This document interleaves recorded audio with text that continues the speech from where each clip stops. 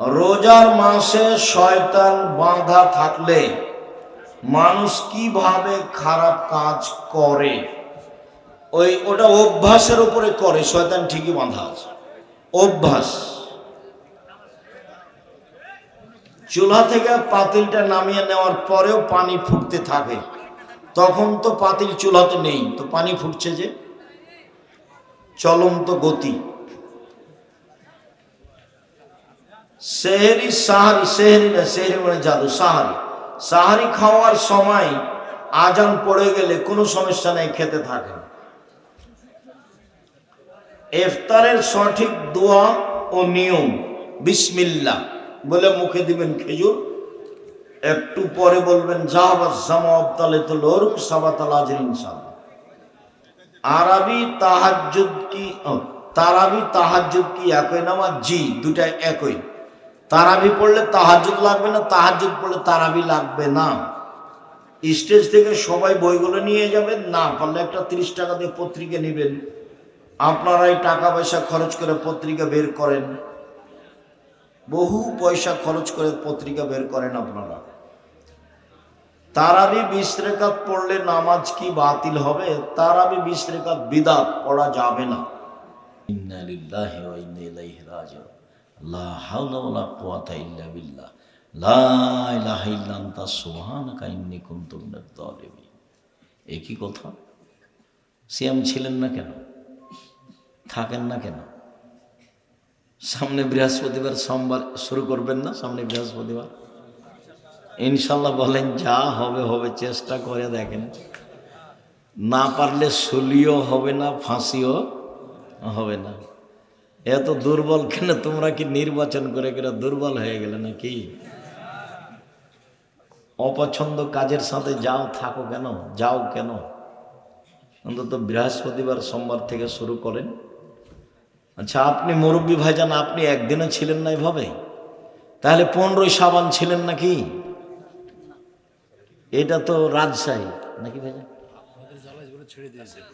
আমাদের জ্বালাই, আমাদের জ্বালাই নাকি 15ই শাবান ছেড়ে দিয়েছে? আমাদের জ্বালাই যদি 15ই শাবান ছেড়ে দিয়ে থাকেন তাহলে ঠিক হয়েছে। কেন? 15ই শাবান সিয়াম থাকে একটা প্রতারণা। 15ই শাবানের রুজি বন্টন হয়। আল্লাহ বলছেন যে লাইলাতুল কাদরে হয়, আর জাল হাদিসে বলছে 15ই শাবান। শাবান মাসে 13, 14, 15 থাকতে পাবে না। কে 13, 14, 15 থাকবে? যে 11 মাসে 13, 14, 15 থাকে, 10 মাসে যে বাকি ওই মাসগুলোতে যে 13, 14, 15 থাকে, সে শাবান মাসেও থাকবে। যে অন্যান্য মাসে 13, 14, 15 থাকে না, সে শাবান মাসেও থাকবে না। শাবান হিসাবে বেশি থাকবে। উসামা ইবনে যায়েদ বলছেন, আমি বললাম, আল্লাহর নবী, আপনি শাবান মাসে এত সিয়াম থাকেন কেন? আপনাকে তো অন্য মাসে এত সিয়াম থাকতে দেখি না। তখন আল্লাহ রাসূল বলছেন, আরে শোনো, শাবান একটা মাস রজব ও রমজানের মাঝে, শাবান একটা মাস রজব ও রমজানের মাঝে মানুষ তাতে গাফেল বেখিয়াল থাকে। তুরফাউল আমাল ইলা রাব্বিল আলামিন ওয়া ইউরফাউ ইলা সায়েম। বাৎসরিক পাপ নেকি পেশ করা হয় আল্লাহর দরবারে শাবান মাসে। বাৎসরিক পাপ নেকি পেশ করা হয় আল্লাহর দরবারে। আমার মনটা চাই আমার বাৎসরিক রিপোর্ট আল্লাহ দেখুক, তখন আমি সিয়াম। আমার বাৎসরিক রিপোর্ট আল্লাহ দেখুক, তখন আমি সিয়াম। এই জন্য তো আমি বেশি বেশি শাবান মাসে সিয়াম থাকি। তার জানা ছিল না সেটা 15ই শাবান। কিভাবে ভারত, বাংলাদেশ, পাকিস্তানের আলেম ওলামা জেনে নিল সেটা 15ই শাবান? তাই তারা কলকারখানা, অফিস, আদালত, কোর্ট কাছারি, শিক্ষা প্রতিষ্ঠান সব কিছু বন্ধ করে রাতে গোসল করে দিনে সিয়াম থাকে। নগদ মিথ্যা, ডাহা মিথ্যা, এ ধরনের সিয়াম পালন করা থেকে বিরত থাকতে হবে। সম্মানিত দিনী ভাই বোন, আপনাকে আমি আন্তরিকভাবে অনুরোধ জানাচ্ছি, আপনি চেষ্টা করেন। ইবাদতের জগতে দামি ইবাদত হলো সিয়াম। আপনি বৃহস্পতিবার সোমবার শুরু করেন, পারা যাবে না? ভুলে একদিন খেয়ে নিলেন, ধীরে ধীরে অভ্যাস হয়ে যাবে। বৃহস্পতিবার সোমবার এটা চালু হোক। তারপর 6 মাস পরে প্রতি মাসে 3 দিন। প্রতি মাসে 3 দিন করলে একটা লাভ আছে যে বৃহস্পতিবার সোমবার ওর মধ্যে আটকা পড়ে যাবে। তখন এটা হবে ওটাও হবে, তখন এটাও হবে ওটাও হবে, দুটো একসাথে হয়ে যাবে। সম্মানিত দিনী ভাই বোন, রমজান মাস চলে আসছে। রমজান মাসের জন্য জরুরি কয়টি কাজ? এক, সাহারি কম খাবেন। দুই, ইফতার কম করে করবেন। তিন, ব্যবসা বাণিজ্য কম করবেন। চার, জুতা স্যান্ডেল কাপড় চোপড় কম কিনবেন। মহিলা মানুষের জন্য তিনটে জরুরি কাজ। এক, অভিমান করা হবে না, অভিমান। দুই, অভিযোগ। তিন, প্রতিবাদ। মহিলারা কয়টা কাজ করতে পাবে না? তিনটা। এক, অভিমান। অভিমান কি জিনিস? গত রমজানে রোজা তো একটা শাড়ি দাওনি, দেখ দাওনি, এবার দিবা, এর নাম অভিমান। অভিমান করলে শয়তান সুযোগ পাবে, এক সময় তালাক হয়ে যাবে। অভিমান নেই। অভিযোগ, তোমার বাপ এই কথা বলে, তোমার মা এই কথা বলে, তোমার বোন এই কথা বলে, এর নাম অভিযোগ। প্রতিবাদ, তোমার মা এই কথা বলে কেন, তোমার ভাই কথা বলে কেন, যা বলবে বলুক, দেবর ভাসুর যা বলবে বলুক, বলে লুটে খায় না, তুমি মুখ খুলতে পাবা না। ননদে যা বলছে বলুক, একবারে লুটে খায় না, তুমি মুখ খুলতে পাবা না। আর তুমি মুখে বলবা, তোমার লবণ ভাতে চলে তো আমারও চলে, তোমার মোটা কাপড়ে চলে তো আমারও চলে, তোমার চিকন কাপড়ে চলে তো আমারও চলে, তুমি যাতে খুশি আমি তাতে খুশি, তুমি যাতে খুশি আমি তাতে খুশি। আমি বাগমারার গ্রামের মেয়ে, আমি সাজগোজ করে থাকতে চাই না, যাতে তুমি ভালো তাতে আমি ভালো। এই কথা বলেন আপনি, তাহলে দেখবেন শয়তান চুপটি লেগে চলে যাবে, কোনো উপায় পাবে না। শয়তান খুব বদ, আপনাকে বিপদে ফেলাই তার কাজ। প্রত্যেকদিন শয়তান তার চেয়ারটা আটলান্টিক মহাসাগরের উপরে রাখে, বসে দিয়ে বলে, এই শয়তানেরা মানুষকে পাপী করাও, বিকলে রিপোর্ট দেবা। সব বিকলে এসে রিপোর্ট দেয়, যা হবো না, হ্যাঁ বলো, আমি অমুককে জেনা করিয়েছি, যা, তোর এটা কোনো কাজই হয়নি। যা হবো না, আমি অমুককে মারামারি করিয়েছি, যাও, এটা কোনো কাজ হয়নি। যা হবো না, আমি স্বামী স্ত্রীর মধ্যে গন্ডগোল লাগিয়ে দিয়েছি। যেমন এই কথা বলে, একবারে ইবলিশ চেয়ার থেকে উঠে লাফ দিয়ে বুকে জড়িয়ে ধরে তাকে বলে যে তুমি একটা কাজ করেছ। তাহলে শয়তান এখানে বেশি সফল হয়। শয়তান কোথায় বেশি সফল হয়? স্বামী স্ত্রীকে ক্ষতিগ্রস্ত করতে পারলে বেশি সফল হয়। আপনি আমার দিনী বোন, অভিযোগ করবেন না, আপত্তি করবেন না, অভিমান করবেন না, এমনি থাকেন সংসারে, ভালো হবে। আর শ্বশুর শাশুড়ি বেঁচে থাকলে তার সেবায় থাকবেন। শাশুড়ি যদি বলে খালেদা, একবারে উড়ে আসবে, জি আম্মা বলেন, কি করতে হবে বলেন আম্মা। খালেদা, জি। আর যদি শাশুড়ি ডাকে খালেদা, নেই, ও যদি হাতে হাতে উপস্থিত, তাহলে শাশুড়ি বলবে মেয়েটা খুব ভালো, মেয়েটা খুব হালকা, মেয়েটা খুব ভালো, খুব হালকা বেটি ছেলে। সবাই বলবে হ্যাঁ খুব, মানে এটা হলো আশীর্বাদ, দোয়া। আর যদি খালেদা নেই, খালেদা নেই, খালেদা কি বলছিলেন আম্মা, দুনিয়ার ভারী, গায়ে দেল একবারে, দুনিয়ার ভারী, অভিশাপ। শাশুড়ির কথার সাথে থাকবেন একবারে প্রস্তুত। আর শাশুড়ি, আপনাকে বলছি, আপনি মহিলা মানুষ, পরের ঘর থেকে মেয়ে এসেছে, সবসময় মা বলে ডাকবেন, খালেদা আম্মু এটা করো তো, আম্মু এটা করো তো। সারাদিনে 1000 বার মা বলেন তো, দেখা যাক কি হয়, বৌমা কি করে। আপনি বলতে থাকেন, বৌমাকে মা বলে ডাকতে থাকেন, নিরাশা হয়েন না, মন খারাপ করিয়েন না। যতই বলি আদেখলার বেটি আদেখলা খালি উল্টা চলে, এটা বলতে হবে না। আপনি এটা চাঁপা নওমাজের ভাষা হয়ে গেল, আপনি বলতে থাকেন স্নেহ করে, দেখা যাক কি হয়। আর যখন তখন ভুল ধরবেন না বৌমার, এই সেই, এই জানে না, সেই জানে না।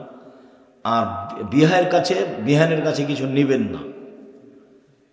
এই সময়তে আম, এই সময়তে আটা, এই সময়তে গরু, এই সময়তে ছাগল, এই সময়তে টাকা, মানে কোনো কিছু নয়, সাহস করে না যেন। আর তোমাকে বলছি শ্বশুরের কাছে কিছু নিবা না, যা নিয়েছো সেটা ফেরত দিয়ে দিবা, কিছুই নিবা না। তোমার শ্বশুরকে প্রতি বছরে একটা লুঙ্গি উপহার দিবা। কথার শেষে চলে আসলাম, রামাজানকে মূল্যায়ন করতে হবে কম খেয়ে, তারাবি পড়ে, কোরআন তেলাওয়াত করে, তাসবিহ তাহলিল জিকির আজকার করে, নতুন জিনিস কেনাকাটা না করে। সাজগোছের নাম রামাজান নয়। চাঁপাই নবাবগঞ্জের ভাষাতে আমও গেল, ছালাও গেল, কাঁদতে কাঁদতে দুই চোখও গেল। বাস জানাজায় থাকবেন, মাটি দেওয়া শেষ হয়ে গেলে বাড়ি চলে আসবেন। এটাই রাসূল সাল্লাল্লাহু আলাইহি ওয়াসাল্লামের পদ্ধতি। সম্মানিত দিনী ভাই বোন, আমরা বলছিলাম সিয়ামের বিনিময় জান্নাত, সিয়ামের বিনিময় 200 নেকি নয়। আবু হুরায়রা রাদিয়াল্লাহু তাআলা আনহু বলেন, রাসূল সাল্লাল্লাহু আলাইহি সাল্লাম বলেছেন, আস-সিয়ামু জুন্নাতুন ওয়া হিসনুন হাসিনুম মিনান নার। সিয়াম হচ্ছে ঢাল, বিপদ থেকে বাঁচার জিনিস হলো সিয়াম। সিয়াম হচ্ছে সুদৃঢ় দুর্ভেদ্য দুর্গ জাহান্নাম থেকে। সিয়াম এমন একটা জিনিস যাকে ভেদ করে কিছু ঢুকতে পারে না। সিয়াম হচ্ছে দুর্ভেদ্য দুর্গ, মানে সিয়াম থাকলে সে জান্নাতে যাবেই, তাকে উপেক্ষা করে কোনো কিছু বন্ধ হবে না, আসতে পারবে না কোনো কিছুই। সিয়াম হচ্ছে দুর্ভেদ্য দুর্গ, জাহান্নাম থেকে বাঁচার। উমামা বাহিলী রাদিয়াল্লাহু তাআলা আনহু বলেন, আমি একদা আল্লাহর নবীকে বললাম, আল্লাহর নবী মুরনি বিআমালিন, আমাকে একটা আমলের কথা বলেন তো আল্লাহর নবী, যেটা করলে আমি জান্নাতে চলে যাব। তখন রাসূল সাল্লাল্লাহু আলাইহি সাল্লাম বলেন, উমামা আলাইকা বিসসাম ফাইনাহু লা মিসলা লাহু। উমামা তুমি সিয়াম পালন করো, ইবাদত জগতে সিয়ামের কোনো সমপর্যায়ের ইবাদত নেই।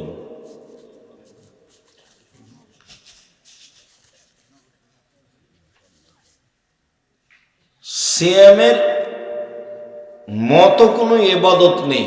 ধরে নিলাম এটা সিয়াম আর এটা হজ। রাসূল সাল্লাল্লাহু আলাইহি সাল্লাম বললেন যে সিয়ামের মতো কোনো ইবাদত নেই। হজ একটা গুরুত্বপূর্ণ দামি ইবাদত, যার বিনিময় জান্নাত। লোকটা হয়ে যায় সেই দিনের মতো যেদিন তার মাতাকে জন্ম দিয়েছে, নিষ্পাপ হয়ে যায়, তার নাম হজ। এরপরে কেউ যদি বলে হজ সিয়ামের মতো, তাহলে ভুল হবে। কেন? আল্লাহ নবী বললেন যে সিয়ামের মতো কোনো ইবাদত নেই, সিয়ামের সাদৃশ্য কোনো ইবাদত দুনিয়াতে নেই। সালাত, আমরা সবাই জানি যে ইবাদতের জগতে সবচেয়ে ভিন্ন ধরনের বিরল ব্যতিক্রম ইবাদত হলো সালাত। সালাত এমন একটি ইবাদত যার উপরে নির্ভর করে অন্যান্য ইবাদত। সালাত থাকে তো বাকি ইবাদত থাকবে, সালাত যদি টিকে বাকি ইবাদত বিচারের মধ্যে টিকবে, সালাত যদি না টিকে সব ইবাদত বাতিল হয়ে যাবে। সালাত এমন একটি ইবাদত যার উপরে নির্ভর করে অন্যান্য ইবাদত। সালাত মানুষের সাথে আপোষ করে না, অন্যান্য ইবাদত আপোষ করে। যেমন আপনি এবছরে হজে যেতে চাচ্ছেন, তো বলছেন যে না থাক, টাকা পয়সা খুব একটা সংগ্রহ হলো না, এবছর থাক, সামনে বছর যাব, যান, সমস্যা নেই। যাকাত, যাকাত আপনি 2 মাস আগে দিয়ে দেন, দিতে পারেন। যাকাত 15 দিন পরে দেন। তোমরা যারা ওখানে আছো তারা খেয়াল করলেন না, মোটর সাইকেলটা স্টেট সহ এখানে চলে আসলো। আমি গাড়িটাও বাইরে রেখেছি যাতে করে আপনাদের অসুবিধা না হয়, বক্তব্য চলছে। খুব খেয়াল করে থাকতে হবে। আর তোমরা এই পাড়ার যারা ছেলেরা, তারা খুব সতর্ক থাকো। সম্মানিত দিনী ভাই বোন, বলছিলাম যে সালাত একটি ব্যতিক্রম ইবাদত। ওযু করে সালাত আদায় করতে হয়, তো পানি নেই, তায়াম্মুম করে করো, তো মাটি নেই, তো তায়াম্মুম ওযু ছাড়াই সালাত আদায় করো। কেবলার দিকে মুখ করে সলাত আদায় করতে হয়, তো কেবলা বোঝা যায় না, এমনিতেই পড়ো। দাঁড়িয়ে সলাত আদায় করতে হয়, দাঁড়িয়ে থাকা যায় না, বসে থেকে পড়ো। বলে বসে থাকা যায় না, তো শুয়ে থেকে পড়ো। পরিষ্কার কাপড় পরে সলাত আদায় করতে হয়, পরিষ্কার নেই, তো যেই কাপড়ে পেশাব পায়খানা লেগে আছে সেই কাপড় পরেই সলাত আদায় করো। বলে পরিষ্কার অপরিষ্কার কোনো কাপড়ই নেই, উলঙ্গ হয়ে আছে, তো উলঙ্গ হয়েই সলাত আদায় করো, করতেই হবে। এটা ব্যতিক্রম ইবাদত, যার কারণে ইমাম আহমদ ইবনে হাম্বল রাহিমাহুল্লাহ বলেছেন, অলসতা করে কেউ যদি সলাৎ ছেড়ে দেয় তাহলে তাকে জবে করতে হবে, হত্যা করতে হবে। ইমাম আবু হানিফা রাহিমাহুল্লাহ বলেছেন, অলসতা করে কেউ যদি সলাৎ ছেড়ে দেয় তাহলে তাকে জেলখানায় বন্দি করে পিটিয়ে সলাৎ আদায় করাতে হবে। বর্তমানে আরবি বিদ্বানগণ বলছেন যে স্বামী নামাজ পড়ে স্ত্রী পড়ে না, স্ত্রী পড়ে স্বামী পড়ে না, তো বিভাগ কেটে গেছে। চেয়ারম্যান লাগে না, মেম্বার লাগে না, খাতা কলম লাগে না, কিছুই লাগে না, এমনিতেই গেছে। তারা আরো বলছেন যে এই সময়ে লোকটা মারা গেলে তার জানাজা পড়া হবে না। তারা আরো বলছেন যে এই লোকটা মারা গেলে মুসলমানের কবরস্থানে আর কবর দেওয়া হবে না, একে হিন্দুদের শ্মশান ঘাটে ফেলে দিতে হবে।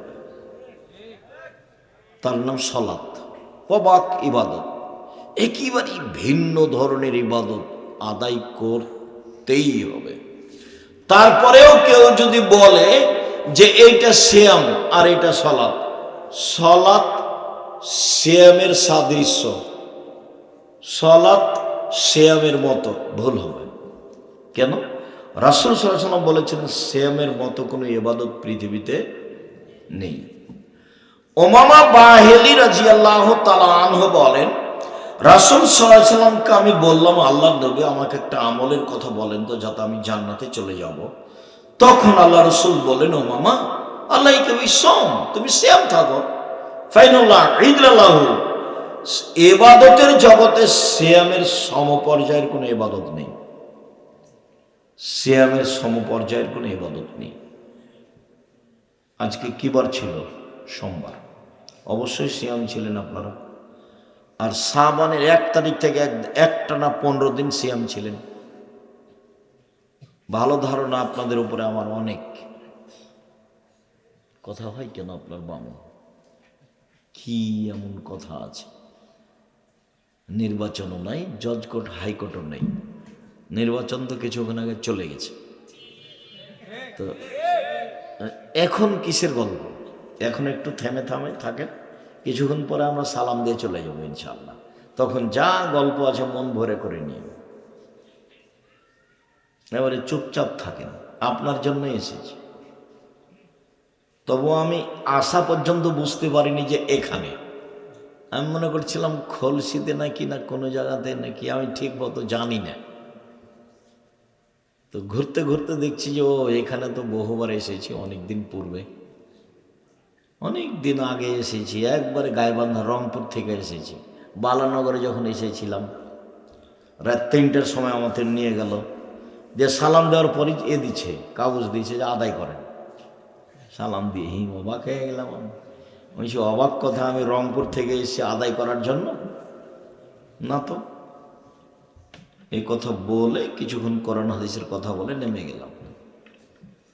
বালানগরের প্রিন্সিপালকে সকালে বলে গেলাম যে এইসব টাকা পয়সা আপনি কিভাবে খরচ করছেন মাওলানা সাহেব? যেভাবে মানুষ গরু, ছাগল, মুরগি, ডিম টাকা পয়সা দিচ্ছে, এটা তো আলিয়া মাদ্রাসা, কিছু কমই মাদ্রাসা এর পাশে করেন যাতে করে টাকাটা হালাল করা যাবে। কিভাবে টাকা হালাল করবেন, কিভাবে করছে আমার জানা নাই। এখনো যে কি হয়, সারা দিন চলে, সবাই আদায় করে, গরু ছাগল দান করে, মুরগি দান করে 1800 মতো। দান করুক, দান করা ভালো, কিন্তু যারা দিচ্ছে তাদেরও বুঝতে হবে, যারা নিচ্ছে তাদেরও বুঝতে হবে। দান না হলে চলে। জামিয়া সালাফে 5000-এর বেশি ছাত্র আছে, 300 জনের বেশি শিক্ষক আছেন। বর্তমানে বেতন লাগছে মনে হয় 45 লক্ষ টাকা, প্রায় অর্ধ কোটি টাকা এক মাসে বেতন লাগে, এক মাসে বেতন লাগে। এইটা 50 বিঘা জমির উপরে, মেয়েদেরটা 70 বিঘা জমির উপরে, রূপগঞ্জ ঢাকাটা 100 বিঘা জমির উপরে, দিনাজপুর 20 বিঘা জমির উপরে, 519 জন ইয়াতিম আছে, 700 মক্তব চলে। কতটি? 700 মক্তব চলে জামিয়া সালাফির অধীনে। 700, প্রায় 18 থেকে 20 হাজার পত্রিকা ছাপে আলিতে সাম পত্রিকা। 12 জন খালি মুফতি আছে। কতটি? খালি মুফতি খালি 12 জন আছে, বড় বড় বিদ্বান, যাদের বেতনে 1,50,000, 60,000, 70,000 দেশ বিদেশে। তো আমার কি টাকশাল আছে? টাকা বানাই, এইসব টাকা পয়সা আপনাদের অমৃত পাড়ার লোকে দেয়। বলছে আব্দুল রাজ্জাক, আমি 10 টাকাও দিনই গেল না, দেন কেউ দেয়, নাহলে চলছে কিভাবে? আল্লাহ ব্যবস্থা করেন, কেউ না কেউ দেয়। জামিয়া সালাফিয়া সরকারি অনুদানে চলে না, জামিয়া সালাফিয়া বৈদেশিক কোনো পয়সা দিয়ে চলে না, জামিয়া সালাফিয়া বহিরাগত কোনো সংস্থা দিয়ে চলে না, জামিয়া সালাফিয়া কোনো বিত্তশালী দিয়ে চলে না। এমন কোনো বিত্তশালী নেই যে আমি চালাই কথা বলতে পারবে। সব জমি কিনা। প্রত্যেক দিন বিকালে 40 থেকে 50 থেকে লাখের মতো বিল আছে, লেবার মিস্ত্রি বিল, প্রত্যেক দিন বিকালে। তো দান করেন, দান তো করাই ভালো, দান দিতে এসব কিছু চলে। আমার কাছে তো আর টাকশাল নয়, আমিও তো কোনো বিত্তশালী ধনী মানুষ নই। আমি হলাম কচুর পাতার পানি। এই কচুর পাতাতে পানি থাকে না, বাতাস আসলে পাতাটা কেমন করে, টলমল করে, পড়লো পড়লো পড়লো। আমি হলাম কচুর পাতার পানি। তারপরে জামিয়া সালাফিয়া, আলহামদুলিল্লাহ আলহামদুলিল্লাহ। দান করবেন, দানের টাকাটা কাজে লাগাবেন। সম্মানিত দিনী ভাই বোন, ইবাদতের জগতে সবচেয়ে ব্যতিক্রম ভিন্ন ধরনের দামি ইবাদত হলো সিয়াম। সাহাল ইবনে সাদ রাদিয়াল্লাহু তাআলা আনহু বলেন, রাসূল সাল্লাল্লাহু আলাইহি সাল্লাম বলেছেন, জান্নাতের দরজা হলো 8টি, জান্নাত 1টি। জাহান্নামের দরজা হলো 7টি, জাহান্নাম 1টি। জান্নাতের দরজা হলো 8টি, জান্নাত 1টি। তার একটি দরজার নাম হচ্ছে রায়ান। রায়ান মানে পানি পান করে তৃপ্তি লাভ করা। রাসূল সাল্লাল্লাহু আলাইহি সাল্লাম বলছেন, মান দাখালাহা, যে ব্যক্তি রায়ান নামক দরজা দিয়ে প্রবেশ করবে, ফাশারিবা, তারপর সেখানে গিয়ে পানি পান করবে, লাম ইয়াজমা আবাদান, কিয়ামত পর্যন্ত আর কোনোদিন বা আর কোনোদিনই পিপাসিত হবে না। রায়ান মানে পানি পান করে তৃপ্তি লাভ করা। তো রাসূল সাল্লাল্লাহু আলাইহি সাল্লাম বলছেন, যেদিন মানুষ জান্নাতে প্রবেশ করবে, সেদিন জান্নাতের 8টা দরজা থেকে ফেরেশতারা স্বাগত জানাবে, আসেন আসেন, যারা হজ করেছেন এই দরজা দিয়ে আসেন, আসেন যারা দান করেছেন এই দরজা দিয়ে আসেন, আসেন যারা সিয়াম পালন করেছেন এই দরজা দিয়ে আসেন, আসেন যারা সালাত আদায় করেছেন এই দরজা দিয়ে আসেন। তখন আবু বকর সিদ্দিক রাদিয়াল্লাহু আনহু বলছেন, আল্লাহর নবী, কোন ব্যক্তি কি এমন হবে যাকে সব দরজা থেকে ডাকা হবে? একজন ব্যক্তি। তাহলে রাসূল বলছেন, হ্যাঁ তুমি তার মধ্যে, যাদেরকে সব দরজা থেকে ডাকা হবে। আবু বকর সিদ্দিক রাদিয়াল্লাহু আনহু কত যে দামি মানুষ, আল্লাহু আকবার, সব দরজা থেকে ডাকা হবে। তো রাসূল সাল্লাল্লাহু আলাইহি ওয়াসাল্লাম বলছেন, সিয়াম পালনকারীর শেষ ব্যক্তি যখন ঢোকে যাবে, তখন এই দরজাটা বন্ধ করা হবে, বাকিগুলো খোলা থাকবে। মানে হজ পালনকারী হজের দরজা দিয়ে প্রবেশ করতে পারবে, আর দানের দরজা দিয়ে প্রবেশ করতে পারবে। সালাত আদায়কারী সালাতের দরজা দিয়ে প্রবেশ করতে পারবে, আর হজের দরজা দিয়ে প্রবেশ করতে পারবে। কিন্তু সিয়াম ছাড়া এই দরজা দিয়ে প্রবেশ করা যাবে না। সিয়াম ইবাদতের জগতে দামি গুরুত্বপূর্ণ ইবাদত হলো সিয়াম। আব্দুল ইবনে উমর বলেন, রাসূল সাল্লাল্লাহু আলাইহি ওয়াসাল্লাম বলেছেন, সিয়াম বিচারের মাঠে কথা বলবে আপনার পক্ষে, কোরআন মাজিদও বলবে, সূরা বাকারা, আলে ইমরান আপনার পক্ষে খুব শক্তভাবে দাঁড়াবে, তর্ক লাগিয়ে দেবে আল্লাহর সাথে। তবে একটা সূরা আছে, তার নাম সূরা মুলক। সেই মুলক সূরাতে 30টা আয়াত আছে। আল্লাহ নবী বলছেন যে যারা মুলক পড়ে, সূরা মুলক তার পক্ষে বিচারের মাঠে এমন তুমুল তর্ক বিতর্ক লাগাবে, যতক্ষণ পর্যন্ত এর জান্নাত ঘোষণা না হবে ততক্ষণ পর্যন্ত এই সূরা ওখান থেকে যাবে না। সূরা মুলক রাতে যে পড়ে তার কবরের শাস্তি হবে না। পেটের ব্যথায় মারা গেলে কবরের শাস্তি হবে না। জুমার দিন মারা গেলে কবরের শাস্তি হবে না। শহীদ হলে কবরের শাস্তি হবে না। মনে থাকবে না মনে হয়? এক, সূরা মুলক রাতে পড়লে কবরের শাস্তি হবে না। দুই, পেট ব্যথায় মারা গেলে কবরের শাস্তি হবে না। তিন, জুমার দিন মারা গেলে কবরের শাস্তি হবে না। চার, শহীদ হলে কবরের শাস্তি হবে না। শেষে তিনটা কঠিন, একটা সহজ। সেটা কি? সূরা মুলক পড়া। জুমার দিন মরণ হবে কিনা কেউ বলতে পারবে? আর শহীদ কিনা সব তো দুনিয়ার লোক বলছে যে সবাই শহীদ। কে যে শহীদ? আল্লাহ রাসূল বলছেন সাইয়্যিদুশ শুহাদা হামজা ইবনে আব্দুল মুত্তালিব, পৃথিবীর সবচেয়ে দামি মানুষ শহীদ হিসাবে শহীদদের সর্দার হামজা ইবনে আব্দুল মুত্তালিব। আব্দুল মুত্তালিবের ছেলে হামজা। হামজা রাদিয়াল্লাহু তাআলা যদি শহীদ মিনার তৈরি করতাম আমি আব্দুর রাজ্জাক বিন ইউসুফ, তাহলে কার শহীদ মিনার তৈরি করতাম? হামজা রাদিয়াল্লাহু তাআলা করতাম। কেন?